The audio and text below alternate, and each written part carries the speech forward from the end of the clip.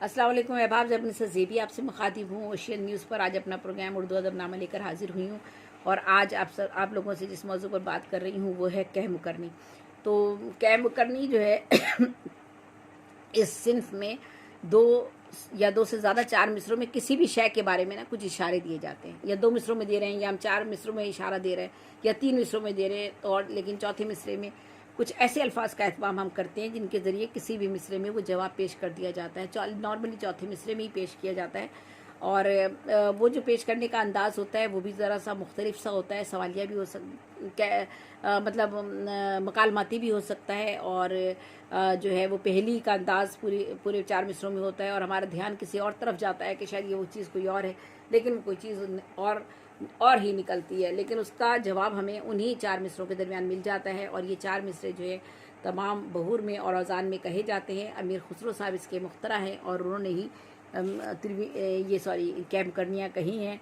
और इन कह मुकरनियों में से मैं उनके दो मिसरे आपको यहाँ पर सुना रही हूँ। सावन भादों खूब चले हैं और दोनों में तोरी, अमीर खुसरो ने यूँ कही हैं सुन पहेली मोरी। तो ये जो है देखिए यहाँ पर जो है इस कह मुकरनी में मोरी की रियायत से नाली के मफहूम का भी एहतमाम हो सकता है। और नाली के लिए इस्तेमाल होने वाले कदीम अल्फाज तो अब मतरूक हो गया है। ये जो था मोरी का लफ्ज़ जो इस्तेमाल किया जाता था मतरूक हो गया है, जबकि दक्कनी में मोरी मेरी की निस्बत में इस्तेमाल होता है। ठीक है, तो कह मुकरनी की ऐसी मिसालें भी मिल जाती हैं जिनके आखिरी मिसरे में जवाब दे दिया जाता है, लेकिन जवाब का एहतमाम मिसरे के काफ़िए की पाबंदी के साथ ही किया जाता है। यानी काफ़िए की पाबंदी ही मद्देनज़र रखी जाती है। और दो मिसरे हमरदीफ हम काफ़िया हो सकते हैं और दो मिसरे हमरदीफ हम काफ़िया हो सकते हैं। इस तरीके से किया जाता है। और चार मिसरे भी हमरदीफ हम काफ़िया हो सकते हैं। ठीक है, इस तरह से भी किया जा सकता है। तो ये तरीक़ाकार हमें कह मुकरनियों के नज़र आते हैं जो कह मुकरनियाँ मुख्तलिफ़ लोगों ने लिखी हैं।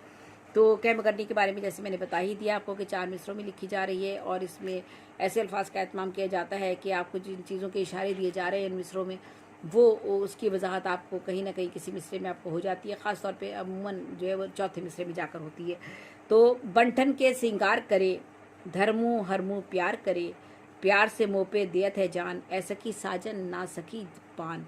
तो आपने देखा कि बंठन के सिंगार करे, धर्मू हरमू प्यार करे, प्यार से मोह पे दियत है जान, ऐसा की साजन ना सकी पान। तो ये पान है जिसका रंग रूप जो है वो आपके मुंह पर आता है और आपके मुंह को जो सुर्ख कर देता है, होंठों को सुर्ख कर देता है और हम समझते हैं कि ये सिंगार है। तो ये सिंगार जो ये बनना ठन जो है किसी भी उसकी ये पान की वजह से आती है। तो आपने देखा कि जब चौथा मिसरा कहा तो उसने कहा ए सखी साजन, तो उसने कहा ना सखी पान। तो आपने देखा कि मकालमाती सा अंदाज है और पहेली का सा अंदाज है और स्लूब जो है इसका बिल्कुल अलग तरीके से सामने आता है। चार मिसरे जो दूसरी तरह लिखे जाते हैं, चाहे वो हम किसी भी सिर्फ में लिख रहे हो, तो चाहे वो हम किता की शक्ल में लिख रहे हो या हम रुबाई की शक्ल में चार मिसरे लिख रहे हो या चार मिसरे किसी और सिर्फ में हम लिख रहे हो, तो उसमें और इनके चार मिसरों के लिखने में फ़र्क ये है कि इसका उसलूब जुदा गाना है और चौथा मिसर जो है बिल्कुल इसका अलग तरीके से लिखा जा रहा है और उसमें मकालमाती अंदाज भी हो सकता है और पहली के अंदाज तो हमें पूरी उसमें चार मिसरों में नज़र आता है। और पहले हमें जो इशारे दिए जा रहे हैं उनका जवाब हमें उन्हीं चार मिसरों के दरमियान मिलता है। अब साहिर शेवी साहब जो है उनकी मैं कुछ कह मुकरनियाँ आपको सुनाती हूँ। शब की गोद में पलता है, बुझता है कभी जलता है, चलता फिरता है हर सू, ना का सकी साजन ना सकी जुगनू। ठीक है, शब की गोद में पलता है, बुझता है कभी जलता है, चलता फिरता है हर सू, ना का सखी साजन ना सकी जुगनू। शब की गोद में क्या पलता है? जुगनू।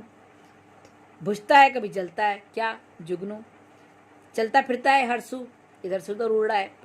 ठीक है, और अब उसने पूछा कि अब अभी तक समझ में नहीं आ रहा था कि क्या चीज़ हो सकती है, लेकिन का सखी, एक कहता है का सखी साजन, नहीं नहीं साजन नहीं, का सखी साजन ना सखी जुगनू। देखा आपने उसलूब क्या है इसका, चौथे मिसरे में जाके उसलूब का अंदाज किस तरह से बदल जाता है। और फिर आप देखिएगा, काली हो या गोरी हो, गांव की कोई छोरी हो, इस पर होता है कुर्बान, का सखी साजन ना सखी फूल। तो आपने देखा कि ये जो है इसमें लिखने का जो अंदाज था इसमें रदीफ़ काफ़िए की भी जो पाबंदियाँ की गई हैं वो अलग अलग तरीके से रदीफ़ काफ़ी की पाबंदी की गई है, इस तरह से आप लिख सकते हैं। लेकिन असलूब में जो तरीक़ाकार है वो यही है कि आप इसमें इशारे दे रहे हैं, पहली का सा कुछ अंदाज़ है और आखिरी मिसरे में आप मकालमाती अंदाज़ भी हो जाता है आपका, और उसमें आप एक पूछता है कि ये, दूसरा कहता है नहीं ये नहीं बल्कि ये, ठीक है।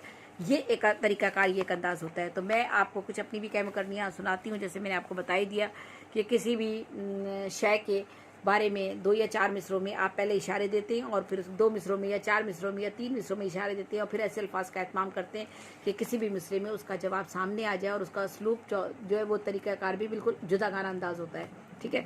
मैं आपको सुनाती हूँ कि अपनी कहम करनियाँ। कैसा बरगो बार शजर है, साया भी इसका घर घर है, इसके बिना जीवन वीरां, ऐ सकी रब ना सकी माँ। तो आपने देखा कि पहले जो मिसरे कहे गए, कैसा बरगो बार शजर है, साया भी इसका घर घर है, इसके बिना जीवन वीरां, ऐ सकी रब ना सकी माँ। पहले आपका ध्यान गया शायद अल्लाह की बात की जा रही है, रब की बात की जा रही है, लेकिन आपने देखा कि वो रब की बात नहीं थी। इसलिए कि रब, अगर हम अल्लाह की बात करेंगे तो अल्लाह की ज़ात तो बहुत बुलंद व बाला है, बहुत अरफा है, और उसका जिक्र हम शजर के ऐसे अंदाज में नहीं कर सकते। ये जिक्र था एक इंसान का, और वो इंसान ऐसी हस्ती दुनिया में जो सबसे अहम है और जिसका मर्तबा सबसे बुलंद है इंसानों में। तो वो क्या है, वो कैसा बरगो बार शजर है, यानी माँ एक ऐसा शजर है, बरगो बार शजर है, साया भी उसका घर घर है। हर घर में वो माँ होती है किसी न किसी शक्ल में, ठीक है। माँ एक मौजूद होती है हर घर की, हर इंसान की एक माँ है। इसके बिना जीवन वीरान, और वाकई माँ ना हो तो आपका जीवन वीरान हो जाता है। जब माँ बच्चे को ना पाल सके, माँ चली जाए, तो बच्चों का जीवन कैसा होता है। फिर माँ बड़े आप हो जाएं तब भी आपको माँ की ज़रूरत होती है, दुआओं की। माँ आपके बूढ़े भी आप हो जाएं तब भी आपकी बूढ़ी माँ जो है वो आपके लिए माँ ही होती है और आप उसके लिए बच्चे ही होते हैं।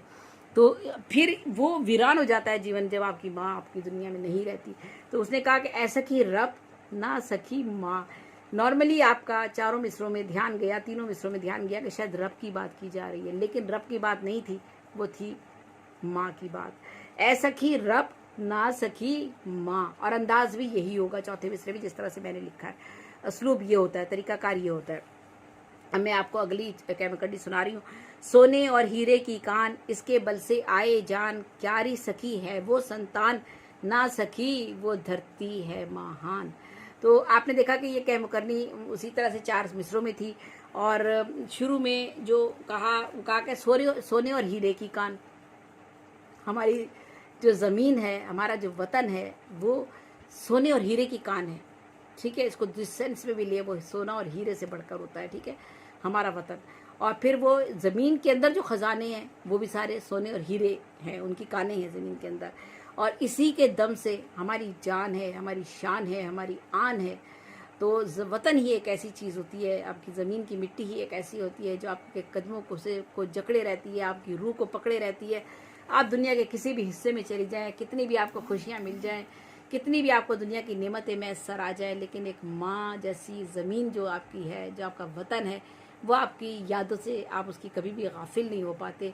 और आपका जी जब भी करता है वो यही करता है, काश मैं अपने वतन में था तो ये करता था, मैं अपने वतन में चला जाऊँ तो मैं ये देखूँ वो देखूँ, मेरे वतन की सड़कें ऐसी थी, मेरे वतन के गांव ऐसे थे, चाहे वो ख़राब हों अच्छे हों, कम तरक्की याफ्ता मुल्क हो आपका, लेकिन अपना वतन होता है। तो इसमें देखिए आपने एक धरती का, अपने वतन का एक तस्वुर पेश किया इस कैम करनी में मैंने, और आखिर में किस तरह से कहा कि सोने और हीरे की कान, इसके बल से आए जान, क्यारी सकी है वो संतान। क्या वो कोई ख़ानदान है आपका, फैमिली है आपकी, क्या बच्चे हैं आपके, क्या आपके रिश्ते हैं आपके ऐसे कि जिनकी वजह से आपके जिस्म में जान आ जाती है और वो सोने और हीरे की कान है। हम अपनी औलाद को भी तो यही समझते हैं ना, अपने ख़ानदान को भी तो यही समझते हैं, लेकिन उसने 4 मिसरों में तो हमें इशारे ऐसे मिल रहे थे, 3 मिसरों में, लेकिन हमने चौथे मिसरे में जाकर देखा कि वहाँ उसने कहा नहीं, संतान नहीं, बल्कि ये धरती महान, उसकी बात की जा रही है, ना सखी वो धरती है महान। तो आपने देखा। इसी तरह हम मैं आगे चलती हूँ कि बेचे बच्चे औरत इज़्ज़त, बेच दिया ईमान और गैरत, तौबा तौबा ये मजबूरी, पेट है जालिम, ना सखी गुर्बत। तो आपने देखा कि हम हर बहर में लिख रहे हैं, हर वज़न में लिख रहे हैं, कोई भी वज़न इस्तेमाल कर सकते हैं, कोई भी बहर आप इसमें इस्तेमाल कर सकते हैं।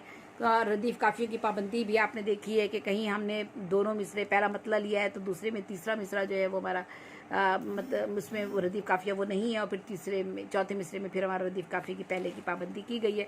बाज़ जगह ये इस तरह लिखे गए हैं कि दोनों शेर दोनों मिसरे जो हैं वो हम काफिया रदीफ हैं, फिर 2 मिसरे आखिरी भी हम काफिया रदीफ हैं, इस तरह से लिखे गए हैं।